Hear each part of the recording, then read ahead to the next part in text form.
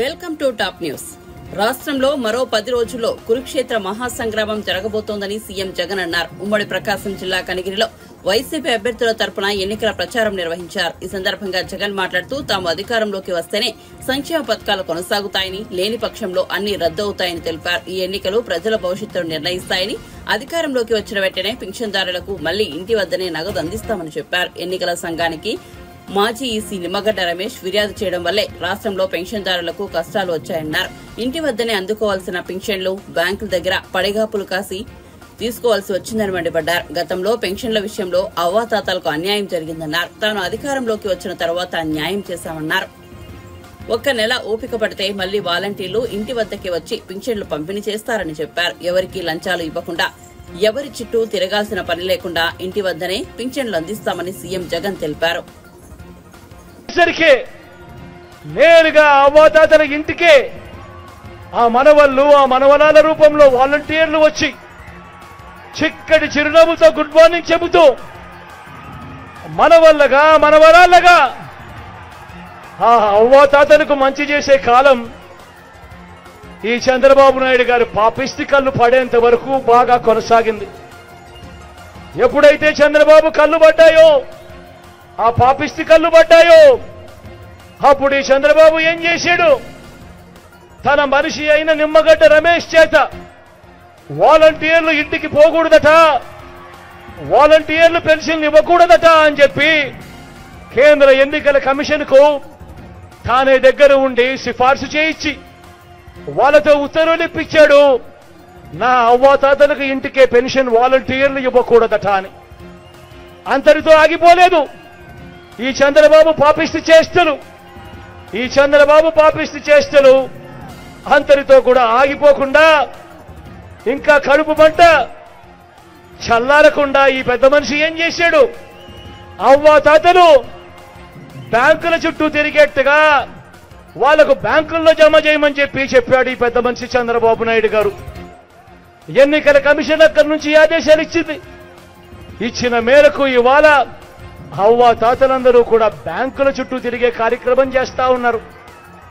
ఆ అవ్వాతాతలు బ్యాంకుల చుట్టూ తిరుగుతూ, ఆఫీసుల చుట్టూ తిరుగుతూ, ఆ అవ్వాతాతలు ఇంతటి ఎండలో క్యూలో నిలబడి ఆ కార్యక్రమాలన్నీ చేస్తూ చంద్రబాబు నాయుడు గారిని తిట్టకుండా తిడతా ఉంటే ఈ పెద్ద మనిషి చంద్రబాబు నాయుడు ఏం చేస్తా ఉన్నాడు?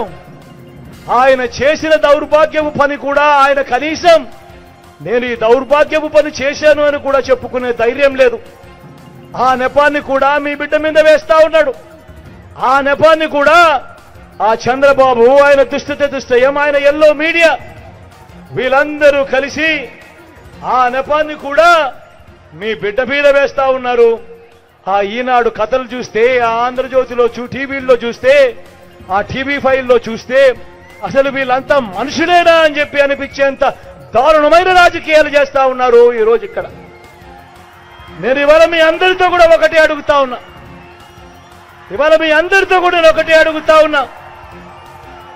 మీ అందరికీ కూడా నేను ఒకటే చెప్తా ఉన్నా. చంద్రబాబు పరిపాలన 14 సంవత్సరాలు మీరు చూశారు. మీ బిడ్డ 58 నెలల పరిపాలన కూడా మీరంతా చూశారు. నేను అడుగుతా ఉన్నా, ఈ 58 నెలల కాలంలో మీ బిడ్డ మీరు పరిపాలన మీరు చూశారు. పెన్షన్లు నేరుగా మీ ఇంటికే వస్తా ఉన్న పరిస్థితులు చూశారు. నేను ఇవాళ మీ అందరి సమక్షంలో ఇదే పెద్ద మనిషి చంద్రబాబు నాయుడు గారు నిలదీస్తూ అడుగుతా ఉన్నా. 14 ఏళ్లు చంద్రబాబు నాయుడు గారి పరిపాలన చేశాడు. 3 సార్లు ముఖ్యమంత్రిగా తాను చేశాను అని చెప్పుకుంటాడు. నేను అడుగుతా ఉన్నా, ఈ 14 సంవత్సరాల కాలంలో ఏ ఒక్క రోజైనా కూడా ఈ పెద్ద మనిషి చంద్రబాబు నాయుడు అవ్వాతాతల మీద ప్రేమ చూపించడం కానీ, అవ్వాతాతల కష్టాన్ని చూడడం కానీ, ఆ అవ్వాతాతలకు తోడుగా నిలబడాలని ఏ ఒక్క రోజైనా కూడా అవ్వాతాతలకు ఇంటికే పెన్షన్ పంపించినాడా అని అడుగుతా ఉన్నాను మీ అందరి కరప్షన్లో. గట్టిగా రెడ్డి చేయరు పైకి ఇలా ఇలా ఇలా ఇలా ఇలా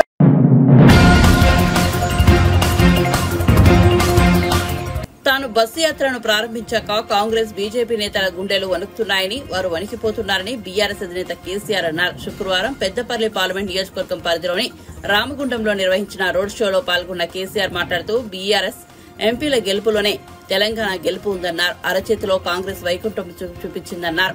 కేంద్రంలో రాబోయేది సంకీర్ణ ప్రభుత్వమేనన్నారు. మోదీ పాలనలో మత విద్వేషం, దేశం నాశనం తప్ప మరేమీ లేవని ఆరోపించారు. బీజేపీ హయాంలో రూపాయి విలువ తగ్గుతోందన్నారు. డాలర్ మారకంతో పోలిస్తే రూపాయి విలువ 84 స్థాయికి పడిపోయిందన్నారు. 2 గంటల ముందే వచ్చిన ఆ దిక్కుమాలిన బ్యాన్ ఉంది కాబట్టి ఆ బ్యాన్ తర్వాతనే రావాలని చెప్పి 8:15 తర్వాత నేను బయటికి రావడం జరిగింది.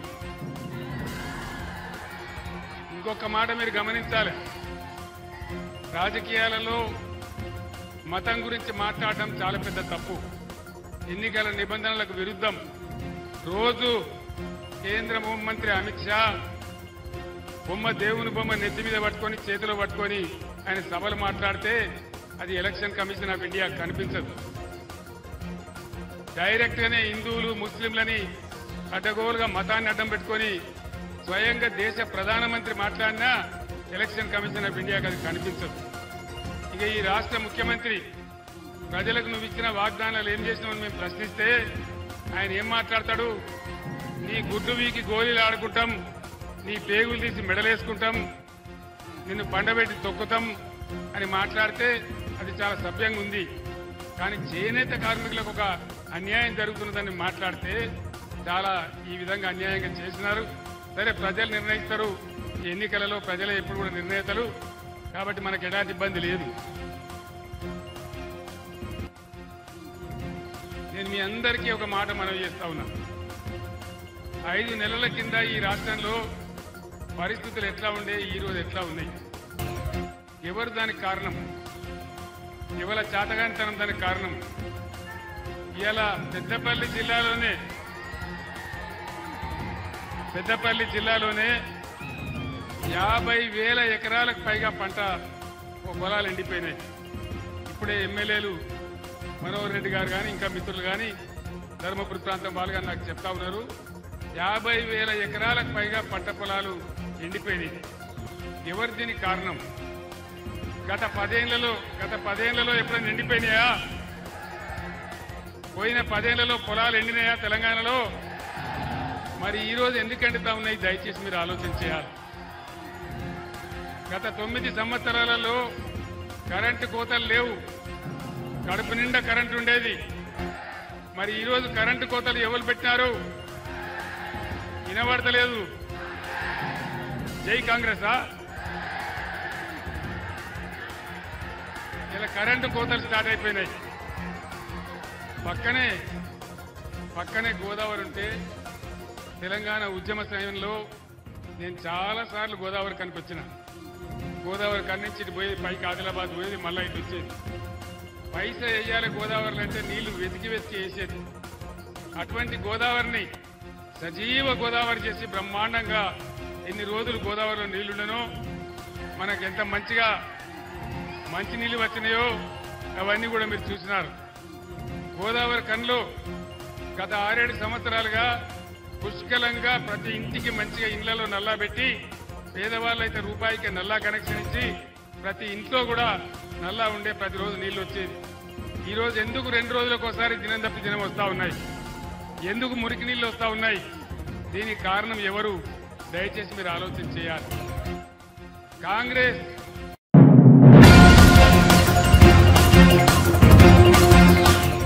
టీడీపీ అధినేత చంద్రబాబు నెల్లూరు సిటీలో నిర్వహించిన కూటమి రోడ్ షోకు హాజరయ్యారు. ఈ రోడ్ షోలో చంద్రబాబుతో పాటు జనసేనాని పవన్ కళ్యాణ్ కూడా పాల్గొన్నారు. రోడ్ షో అనంతరం నెల్లూరులో ఏర్పాటు చేసిన సభలో చంద్రబాబు ప్రసంగించారు.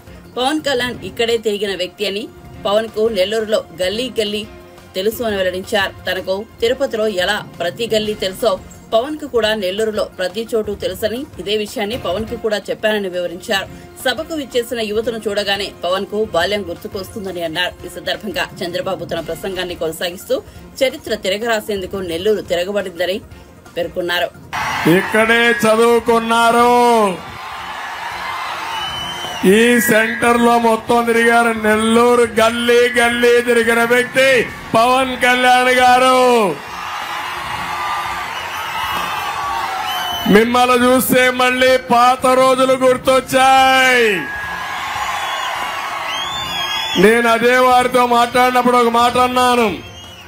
నాకు తిరుపతిలో గల్లీ గల్లీ తెలుసు, మీకు నెల్లూరులో గల్లీ గల్లీ తెలుసు, అది ప్రత్యేకతని ఇప్పుడే చెప్పాను. తమలో మీ ఉత్సాహం చూస్తా ఉంటే సింహపురి తిరగబడింది, చరిత్ర తిరగరాయబడుతుంది.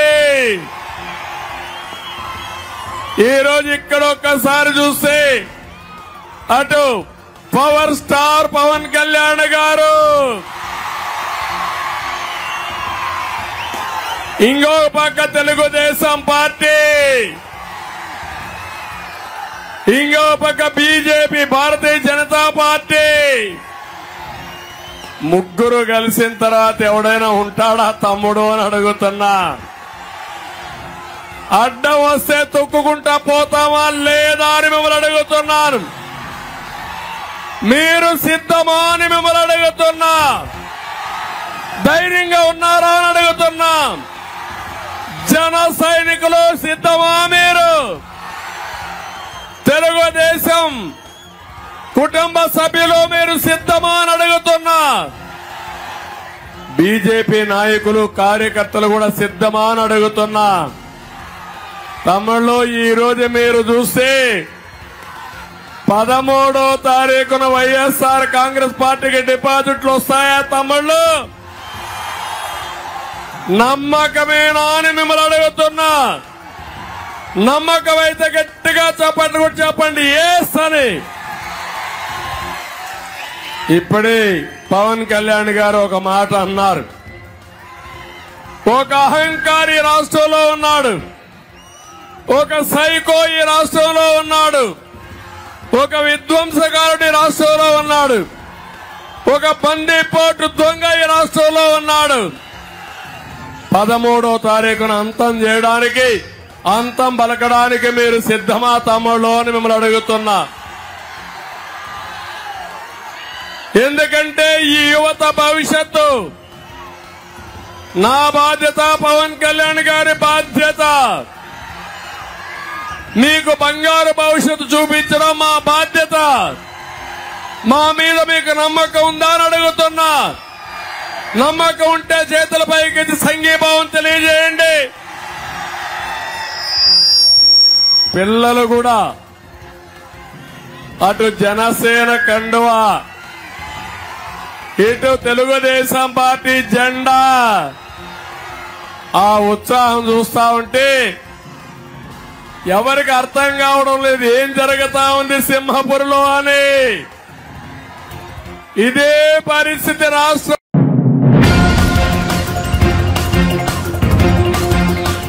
నెల్లూరు నగరంలో కూటమి ఆధ్వర్యంలో భారీ రోడ్ షో నిర్వహించారు. అనంతరం నిర్వహించిన సభలో టీడీపీ అధినేత చంద్రబాబు నాయుడు, జనసేన పార్టీ అధ్యక్షుడు పవన్ కళ్యాణ్ పాల్గొన్నారు. ఈ సందర్భంగా పవన్ కళ్యాణ్ ప్రసంగిస్తూ నెల్లూరులో ఇంతటి ఘనస్వాగతం లభించిందని ఊహించలేదన్నారు. తాను ఇక్కడే దర్గంబెట్టలోని సెయింట్ జోసెఫ్ స్కూల్ వీఆర్సీలో చదువుకున్నానని వెల్లడించారు. ఆ సమయంలో 2 అంశాలు నేర్చుకున్నానని, పార్టీ పెట్టడంలో ఆ అంశాలు సహాయపడ్డాయని తెలిపారు. 1 దేశభక్తి, 2 తప్పు జరిగితే పుచ్చలపల్లి సుందరయ్యలా బయటకొచ్చి గొంతు విప్పి మాట్లాడడం అని వివరించారు. నెల్లూరులో ఫతేఖాన్పేట, మూలపేట, సంతపేట, రంగనాయకులపేటలో తిరిగానని వెల్లడించారు. ఇక్కడ నా హృదయపూర్వక నమస్కారం. మబ్బుల్లో పరిగెత్తే పిడుగుల్లాంటి జన సైనికులకి, వీర మహిళలకి, యువతకి నా హృదయపూర్వక నమస్కారాలు. నేను ఆరాధించే కవి, నేను అనుక్షణం గొంతు ఆయన కవితల్ని నా గొంతులోంచి పలికించే కవి, పేరుకి గుంటూరైనా, గుంటూరు శేషేంద్ర అయినా పుట్టింది నెల్లూరులో. అలాంటి శేషేంద్ర గారు ఇదే ట్రంక్ రోడ్లో నన్ను ఫతేఖాన్పేట నెల్లూరు నుంచి మా అమ్మమ్మ గారి ఇల్లు మూలాపేటలో కానీ, స్టోన్ హౌస్ పేటలో కానీ మా బంధువులందరూ ఇందకి నడిచెళ్ళేటప్పుడు నేను ఒకటి ఆలోచించేవాడిని, నాకు ఏమవ్వాలి పెద్ద అయితే తెలిసేది కాదు. ఏమవ్వాలి అప్పటికి అన్నయ్య చిరంజీవి గారు ఇంకా పెద్ద హీరో కూడా కాదు. ఇది నేను చెప్పేది 6th 7th లో. ఇందాక ఎత్తుకుతున్నా నేను పెరిగిన నెల్లూరు ఎక్కడా ఈ భవంతుల మధ్యలో వెతుకుతా ఉన్నా, కనిపించలా. ఇందాక ట్రంక్ రోడ్ వచ్చి శ్రీరామ డిపో చూడగానే గుర్తొచ్చింది, ఓ ఇది నేను పెరిగిన నెల్లూరు అని. నేను ఎందుకు చెప్తున్నానంటే, చిన్నపాటి ఆసరా మనకి ఇంట్లో ఒకళ్ళు కూర్చొని అన్నయ్య చిరంజీవి గారి కంటే కూడా ముందు నెల్లూరులో మన మేనిఫెస్టోలో ప్రత్యేకించి చంద్రబాబు గారు ప్రతిపాదించింది ఆర్య వయసు సమాజానికి సంబంధించి మనకి కన్యక పరమేశ్వరుని వాసవి తల్లిని ఆత్మ బలిదానాన్ని మనకి అధికార దినోత్సవంగా ప్రకటించుకుంటామని.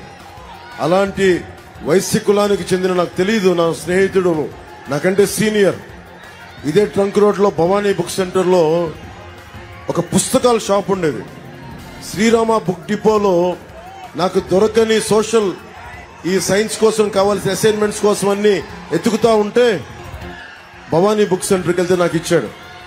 అంటే ఒక వ్యక్తి నాకు ఎంత అండగా నిలబడ్డాడంటే, ఈ రోజు నేను బలంగా పొలిటికల్ పార్టీ పెట్టగలిగి దశాబ్దం నుంచి పార్టీ పెట్టి నడపగలుగుతున్నానంటే ఒకళ్ళు నాకు ఇచ్చిన జ్ఞానం. ఏం చేయలేదు నాకు, నా పుస్తకాల షాప్లో నువ్వు చదువుకో ఫ్రీగా అని. నేను కాలేజీకి వెళ్ళా, మధ్యాహ్నాలు పుట్టిన విఆర్ కాలేజ్, ఇంట్లో కాలేజీకి అని చెప్పి వెళ్ళి పుస్తకాల షాప్లో కూర్చొని అన్ని పుస్తకాలు తిరిగేసేవాడిని. Politics, social, history, political science అన్ని చదివేవాడిని. ఆ జ్ఞానం నాకు ఎంత ఉపయోగపడిందంటే, ఇంటర్మీడియట్ పాస్ అవ్వడానికి ఉపయోగపడలేదు, కానీ మీకోసం ఇక్కడ రోడ్ల మీదకి వచ్చి ఒక గూండా ప్రభుత్వానికి, ఒక గూండాగర్దీ చేసే రాజకీయ నాయకుడికి ఎదురు నిలబడటానికి దమ్ము చేయూతనిచ్చింది. నేను ప్రత్యేకించి పెట్టి పొట్ల నేను చెప్పదలుచుకున్నది ఇక్కడ ఉన్న యువత అందరికీ, ఎవ్వరు కూడా పెట్టి పుట్టరు. మనల్ని మనం ఎలా మలుచుకుంటామో. చిన్నప్పుడు మా నాన్న ఫతేగన్పేట మాకు అక్కడ ఉండేటప్పుడు మా నాన్న ఒక మాట చెప్పేవాడు,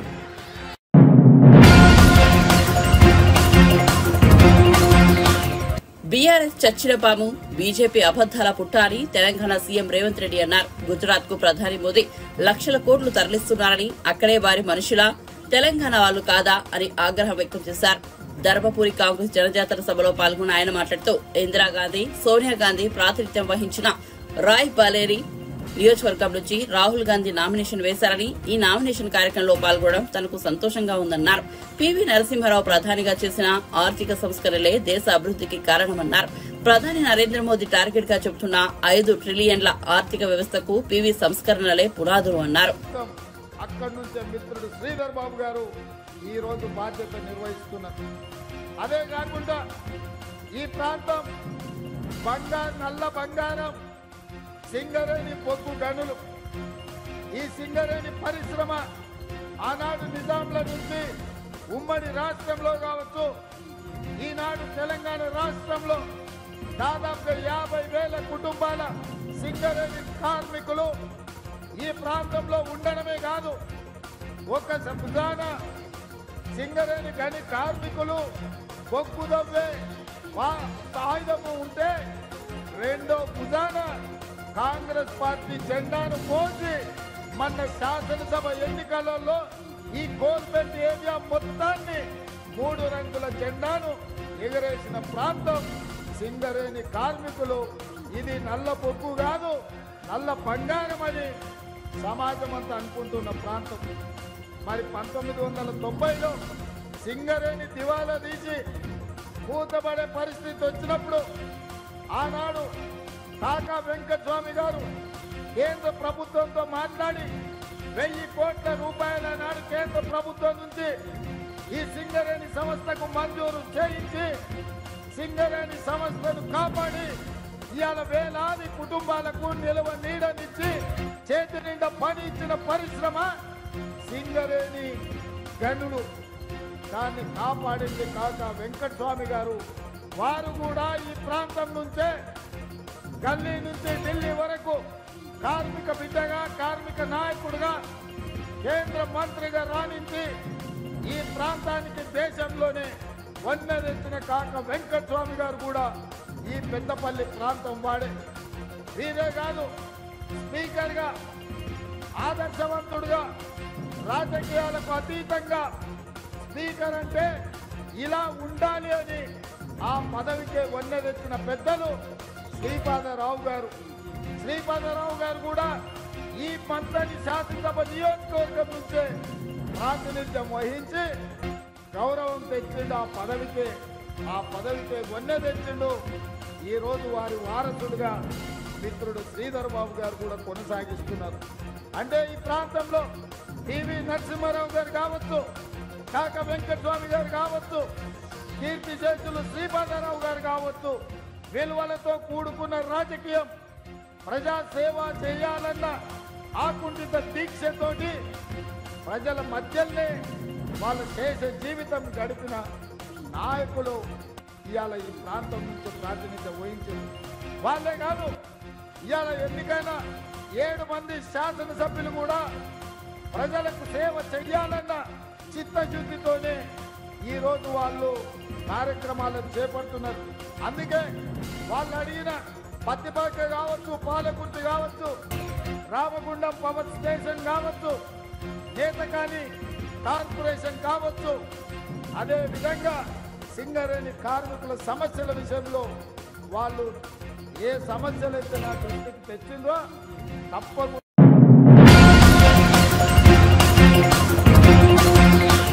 2 లక్షల రుణమాఫీ చేస్తానని రేవంత్ రెడ్డి ఆంధ్రదేవుల మీద ఒట్టివేసి చెబుతున్నారని, ఒకవేళ చేయకపోతే కనుక ఆయన తన సీఎం పదవికి రాజీనామా చేయాలని, రుణమాఫీ చేస్తే తాను ఎమ్మెల్యే పదవికి రాజీనామా చేస్తానని సిద్దిపేట ఎమ్మెల్యే హరీష్ రావు మరోసారి సవాల్ చేశారు. 6 గ్యారంటీలు సహా అన్ని హామీలు నెరవేరిస్తే కనుక తాను రాజీనామా చేసి మళ్లీ పోటీ కూడా చేయనున్నారు. నల్గొండ జిల్లా పరిధిలోని చుండూరులో నిర్వహించిన రోడ్ షోలో ఆయన మాట్లాడుతూ కాంగ్రెస్ పార్టీతో ఉన్నది ఇసుక దొంగలు, కాంట్రాక్టర్లు అన్నారు. బీఆర్ఎస్ పార్టీతో అసలైన కార్యకర్తలు ఉన్నారన్నారు. భువనగిరి పార్లమెంట్ లో గులాబీ జెండా ఎగరబోతోందన్నారు. బీఆర్ఎస్ కార్యకర్తలు 9 రోజులు కష్టపడితే రానున్న 5 ఏళ్లు మీ తరపున కొట్లాడతామన్నారు. కాంగ్రెస్ నాయకులారా, మీరు అక్క చెల్లెల ఓటు అడిగే ముందు 10,000 రూపాయల వ్యక్తిగతంగానే ఓటు అడగాలని చెప్పి నేను హెచ్చరిస్తాను. రెండవ హామీ, రైతులకు 10,000 రైతు బంధు ఇస్తామన్నారు. వచ్చినాయే? కేసీఆర్ 10 ఇస్తుండు, మేము వస్తే 15 ఇస్తామన్నారు. 15 దిక్కు లేదు, 10 దిక్కు లేదు. నేను ఒక విషయం గుర్తు చేయాలనుకుంటున్నా. కరోనా వచ్చినప్పుడు, కరోనా కష్టకాలంలో ఆమ్దాన్ లేదు, ప్రభుత్వానికి ఆదాయం లేదు. కానీ కేసీఆర్ మంత్రుల జీతాలు బంద్ పెట్టిండు, ఎమ్మెల్యేల జీతాలు బంద్ పెట్టిండు, అన్ని బంద్ పెట్టిండు. రైతుకు మాత్రం సకాలంలో రైతు బంధు కేసీఆర్ ఇచ్చిందా లేదా? 5 ఏళ్లు టైం మీద పెట్టుబడికి కేసీఆర్ ఇస్తారెట్లా? మీ కొడుకులు 5 నెలలైనా ఇయ్యేట్లా అడుగుతా ఉన్నా. 5 నెలలైనా ఇచ్చిందా? ఇప్పటికి ఆటాన మందికి ఇయ్యలేదు. మాట్లాడమంటే మాటలు కోడం దాటాయి. ఇదే వెంకటరెడ్డి గారు రైతు బంధు ఏమైంది అంటే రైతులు పట్టుకొని చెప్పుతో కొడతా అంటున్నారు. అంటే మా రైతులు అంత తక్కువ కనబడుతుందా? నిన్న వ్యవసాయ శాఖ మంత్రి తుమ్మల నాగేశ్వరరావు ఏమన్నాడు? ఒక రైతు అడిగిండు, ఏమైనా ఇంకా రైతు బంధు రాలేదని. ఆ మంత్రి అంటాడు, నాకు కూడా వాళ్ళే నీకేనా వాళ్ళది.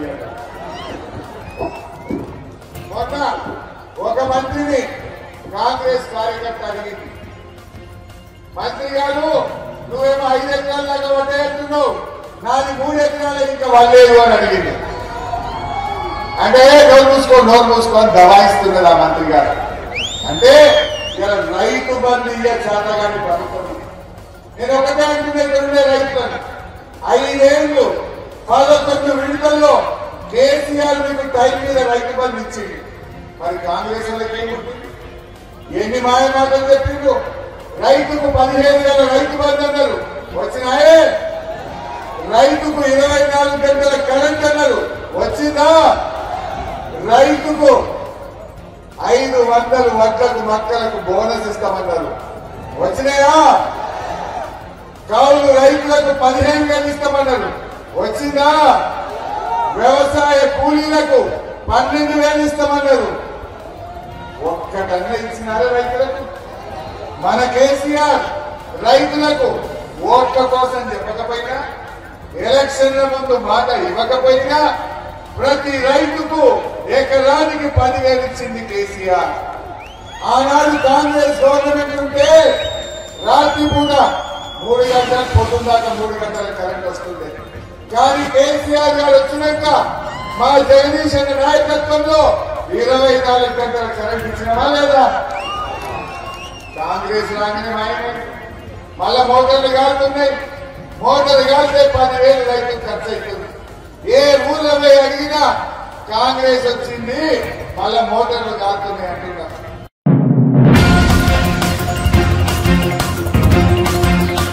మచిలీపట్నం ఎమ్మెల్యే పేర్ని నాని తనయుడు వైసీపీ అభ్యర్థి పేర్ని కిట్టుపై హత్య కేసు నమోదైంది. మచిలీపట్నం 8వ డివిజన్లో నివాసం ఉండే జనసేన నాయకుడు కర్రీ మహేష్ ఇంటిపై దాడి చేసిన కేసులో ఆయన్ను ఏవన్గా పోలీసులు కేసు నమోదు చేశారు. పేర్ని కిట్టుతో పాటు వైసీపీ నాయకులు చిలకలపూడి గాంధీ, చిలంకుర్తి వినయ్, సీనయ్య, ధనబాబు, లంకే రమేష్ పైన పోలీసులు కేసు నమోదు చేశారు. పేర్ని కిట్టు మచిలీపట్నం ఎమ్మెల్యే అభ్యర్థిగా పోటీ చేస్తున్నారు. దీంతో మచిలీపట్నం విశ్వబ్రాహ్మణ కాలనీలో ఆయన ఎన్నికల ప్రచారం నిర్వహిస్తూ జనసేన నేత కర్రీ మహేష్ నివాసం వద్ద భారీగా బాణసంచా పేల్చారు. దీంతో నిప్పురవ్వలు మహేష్ ఇంటిపై పడ్డాయి. అయితే అక్కడున్న మహిళలు ప్రశ్నించడంతో పేర్ని కిట్టుతో పాటు ఆయన అనుచరులు రెచ్చిపోయారు. కర్రీ మహేష్ ఇంట్లోకి చొరబడి కుటుంబ సభ్యులపై దాడి చేశారు. ఇదే విషయంలో ఇంటికి వచ్చిన మహేష్ పైన దాడి చేశారు. ఈ కేసులో నిందితులుగా ఉన్న పేర్ని కిట్టుతో పాటు 6గురిపై కేసు నమోదు చేశారు. పేర్ని కిట్టును తప్ప మిగిలిన నిందితులు పోలీసులు అరెస్ట్ చేశారు. అయితే కర్రీ మహేష్ పైన పోలీసులు ఎస్సీ ఎస్టీ కేసు నమోదు చేశారు. వైసీపీకి చెందిన నాగలక్ష్మి అనే మహిళ ఇచ్చిన ఫిర్యాదుతో మహేష్ పై ఎస్సీ ఎస్టీ అట్రాసిటీ కేసు నమోదు చేశారు. దీంతో పోలీసులపై విమర్శలు వినిపిస్తున్నాయి. బాధితులని నిందితుడిని చేశారంటూ కొందరు సెటైర్లు వేస్తున్నారు.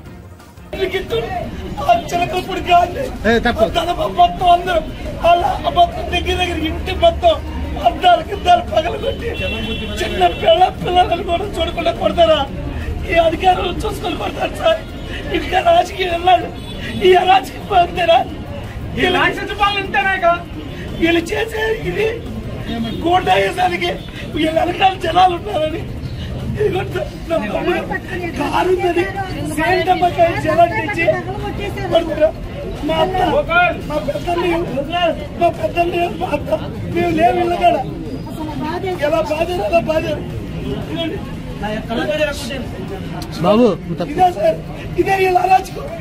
మా ఆవిడ ఏం చేస్తుందంటే నేను పెళ్లి చేసుకున్న మా ఆవిడ ఒక్కసారి కూడా టచ్ చేయాల. ఇప్పుడే ఇలా చేశారండి, రేపు దేనికైనా తెగిస్తారుగా, దేనికైనా తెగిస్తారుగా. అసలు మాకు రక్షణ ఏంటి? మరి నా భర్తకి నా పిల్లకి రక్షణ ఏంటి? దేనికైనా తెగిస్తావు లేదా చెప్పండి. మగవాళ్ళు లేనప్పుడు వచ్చేదే బయటికి రండి అంటే అదే అదే ఎందుకు చేశారండి దౌర్జన్యంగా ఎలా పడిబట్టి అద్దాలు పగలగొట్టి ఇదే రాజకీయం అంటే ఒకళ్ళు కొట్టి చంపుతారు సార్. సంపుద అన్నాడని ఆనాడే అన్నాడు. ఆ పేరు నాని గారు ఈనాడు ఇలా చేపించాడు.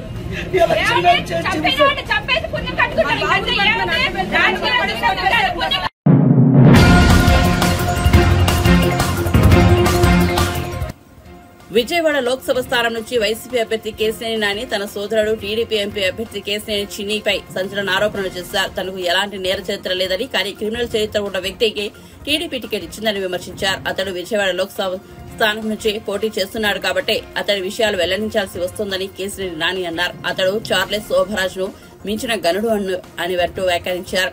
కేశినేని చిన్ని నేను 25 ఏళ్ల కిందట విడిపోయాం. ఇప్పుడు అతను టీడీపీ తరఫున ఎన్నికల్లో పోటీ చేస్తున్నాడు. అతడి చరిత్ర ఎలాంటిదో అందరికీ తెలియాలి. చాలా సార్లు అప్పుల పాలయ్యారని చెప్పి మోసం చేశాడు. పిల్లల స్కూల్ ఫీజులు కట్టలేకపోతున్నాను, బాడుగ కట్టలేకపోతున్నానంటూ ఆదుకున్నానని పేర్కొన్నారు.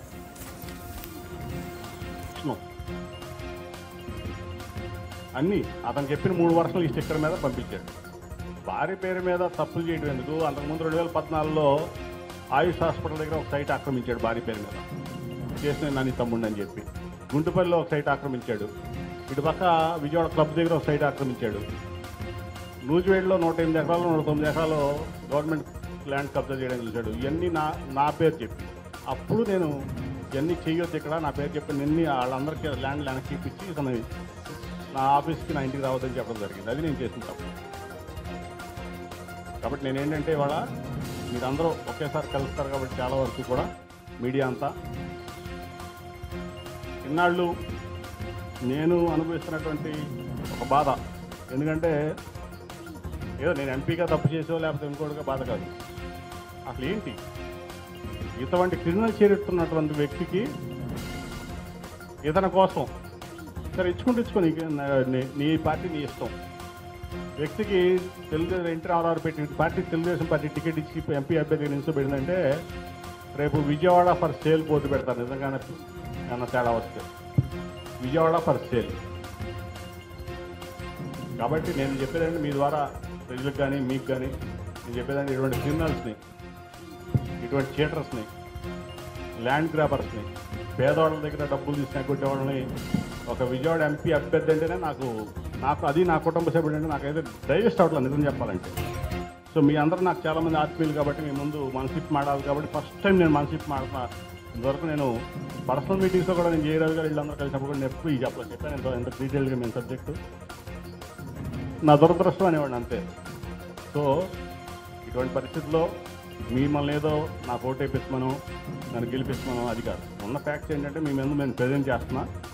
దాన్ని ఎవరు ఏ రకంగా తీసుకున్నా చెప్పాల్సిన బాధ్యత ఈరోజు అతను విజయవాడ ఎంపీ అభ్యర్థిగా ఉన్నాడు, చెప్పాల్సిన బాధ్యత నా మీద ఉంది కాబట్టి ఇవన్నీ చెప్తున్నా తప్ప నాకేదో ఓట్లు పెంచుకుందామనో లేకపోతే అతను ఇది చేద్దాం కదా. ఇవన్నీ ప్రతి ఒక్కరు నేను మాట్లాడిన ప్రతి ఒక్కదానికి డాక్యుమెంటెడ్ ప్రూఫ్ ఇది. కాబట్టి మీరు అందరూ అర్థం చేసుకుంటారని భావిస్తూ ఈ అవకాశం నాకు ఇచ్చిన మీ మన ప్రెస్ కౌన్సిల్ అందరికీ కూడా నా కృతజ్ఞతలు తెలియజేస్తూ సెలవు తీసుకుంటాను. ధన్యవాదాలు.